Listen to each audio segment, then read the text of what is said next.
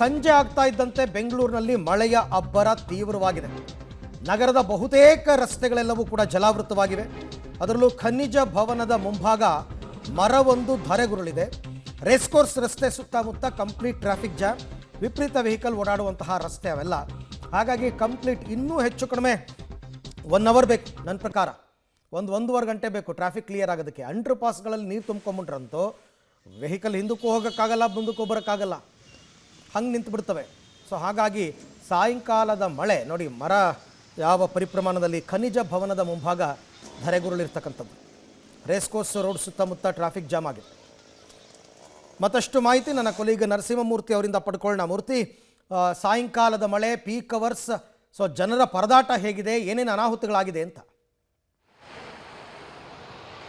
ಅರವಿಂದ್, ಒಂದು ಅರ್ಧ ಗಂಟೆಗಳ ಕಾಲ ಸುರಿದಂತಹ ಮಹಾಮಳೆಗೆ ಬೆಂಗಳೂರಿನಲ್ಲಿ ಅಕ್ಷರಶಃ ಒಂದಷ್ಟು ಅವಘಡಗಳು ಆಗಿ ಹೋಗಿದ್ದಾವೆ.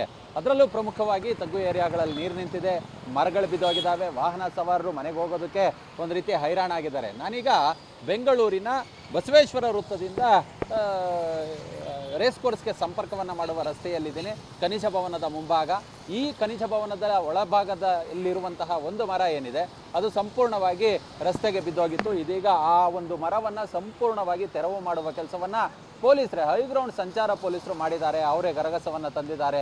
ಅವರೇ ತಂದು ಸಂಪೂರ್ಣವಾಗಿ ಈ ಒಂದು ಮರವನ್ನು ಸಂಪೂರ್ಣವಾಗಿ ತೆರವು ಮಾಡಿ ಇದೀಗ ಸುಗಮ ಸಂಚಾರಕ್ಕೆ ಅನುಕೂಲ ಮಾಡಿಕೊಡುವ ಕೆಲಸವನ್ನು ಮಾಡಿದ್ದಾರೆ.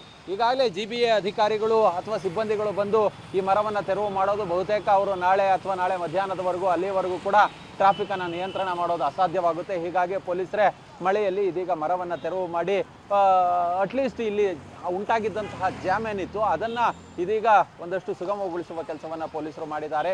ಈಗಾಗಲೇ ಮಳೆ ನಿಂತು ಒಂದು 20 ನಿಮಿಷಗಳು ಕಳೆದೋಗಿದೆ.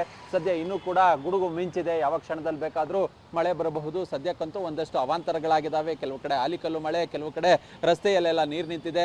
ದ್ವಿಚಕ್ರ ವಾಹನ ಸವಾರರು ಜೋರಾಗಿ ಮಳೆ ಬಂದಿರೋದ್ರಿಂದ ಅವರು ಆಶ್ರಯವನ್ನು ಪಡೆದುಕೊಳ್ಳೋದಕ್ಕೆ ಎಲ್ಲಿ ಶೆಲ್ಟರ್ ಸಿಗುತ್ತೋ ಅಲ್ಲೆಲ್ಲ ನಿಂತ್ಕೊಂಡಿದ್ರು. ಹೀಗಾಗಿ ಸಹಜವಾಗಿಯೇ ಟ್ರಾಫಿಕ್ ಜಾಮ್ ಆಗಿತ್ತು. ಇದೀಗ ಒಂದು 20-25 ನಿಮಿಷಗಳಿಂದ ಮಳೆ ನಿಂತಿದೆ. ಹೀಗಾಗಿ ಮನೆ ಕಡೆ ಹೊರಟಿದ್ದಂಥವರು ಇದೀಗ ಮನೆಯನ್ನ ಧಾವಂತದಲ್ಲಿ ತಲುಪುವ ಕೆಲಸವನ್ನ ಮಾಡ್ತಿದ್ದಾರೆ. ರೈಟ್, ಥ್ಯಾಂಕ್ ಯು ಮೂರ್ತಿ. ತಮ್ಮ ಎಲ್ಲ ಮಾಹಿತಿಗಾಗಿ ಧನ್ಯವಾದ.